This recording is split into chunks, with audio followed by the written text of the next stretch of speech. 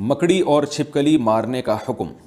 اویس مختار امریکہ سے پوچھتے ہیں، یہاں گھروں میں مکڑیاں بہت ہوتی ہیں جو جگہ جگہ جالے بنا لیتی ہیں، کیا گھر کو صاف رکھنے کے لیے مکڑیوں کو مارا جا سکتا ہے؟ ہم نے سنا ہے کہ مکڑیوں کو نہیں مارنا چاہیے کیونکہ وہ ہجرت کے موقع پر آپ صلی اللہ علیہ وسلم کی حفاظت کا ذریعہ بنی تھیں۔ نیز کیا گرگٹ کو مارنا باعث ثواب ہے کیونکہ اس نے حضرت ابراہیم علیہ السلام کی آگ کو دہکانے کے لیے اس میں پھونکیں ماری تھیں؟ مکڑیوں کو مارنا تو جائز ہے، اس کے ناجائز ہونے کی ہمارے پاس کوئی دلیل نہیں ہے، اور ظاہر ہے گھر میں تنگ بھی کر رہی ہیں تو وہ تو شہد کی مکھیوں کو بھی مارنا جائز ہوتا ہے ایسے صورت میں کہ جب کوئی جانور تنگ کر رہا ہے آپ کو، تو یہ تو گھر کی حالت خراب ہو جائے گی، گھر میں جالے بنے ہوئے تو آپ مار سکتے ہیں، ایسی صورت میں انشاءاللہ کوئی گناہ نہیں ہوگا۔ رہا یہ مسئلہ کہ گرگٹ کو مارنا، تو صحیح مسلم کی حدیث ہے کہ آپ صلی اللہ علیہ وسلم نے فرمایا کہ چھپکلی کے بارے میں کہ جب آگ جلائی جا رہی تھی ابراہیم علیہ السلام کی، تو چھپکلی اس میں پھونک مار رہی تھی اور اس آگ کو بھڑکانے کی کوشش کر رہی تھی۔ اس حدیث کا مطلب کیا ہے؟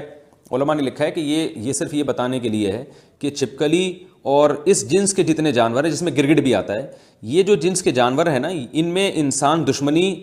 کے سافٹ ویئر انسٹال ہوئے ہوئے ہیں، یہ انسان دشمن جانور ہیں، یہ ان کو جب موقع ملتا ہے انسان کو نقصان پہنچاتے ہیں، تو اس لیے آپ صلی اللہ علیہ وسلم نے چھپکلی کو مارنے کی ترغیب دی، اور گرگٹ کا بھی وہی حکم ہے جو چھپکلی کا ہے، اور آپ صلی اللہ علیہ وسلم نے فرمایا کہ جس نے ایک وار میں مارا اس کو 100 نیکیاں ملیں گی، اور جتنے وار کم ہوتے جائیں گے نیکی کم ہوتی چلی جائے گی۔ وجہ اس کی یہ ہے کہ جانور کو جتنی کم تکلیف دے کے موت دیں گے وہ اتنا زیادہ ثواب ہے۔ اب چھپکلی کہیں دیوار پر ہے، آپ نے ایک چپل ماری اور وہیں اس کا اسٹیکر بن گیا، تو چھپکلی کو اس سے تکلیف نہیں ہوتی، سیکنڈوں میں اس کی جان نکل جاتی ہے، لیکن اگر آپ نے اس سے کھیلنا شروع کر دیا، پہلے اس کی دم کاٹی، اس کا آدھا گھنٹہ آپ نے دم کا تماشا دیکھا، جیسے بچے کرتے ہیں چھپکلی اور گرگٹ کے ساتھ، پھر اس کو رسی میں گھما گھما کے مار رہے ہوتے ہیں، تو اس سے آپ کی نیکیاں کم ہوتی چلی جائیں گی، بلکہ جانور پہ ظلم کا گناہ بھی ہو سکتا ہے۔ تو اس لیے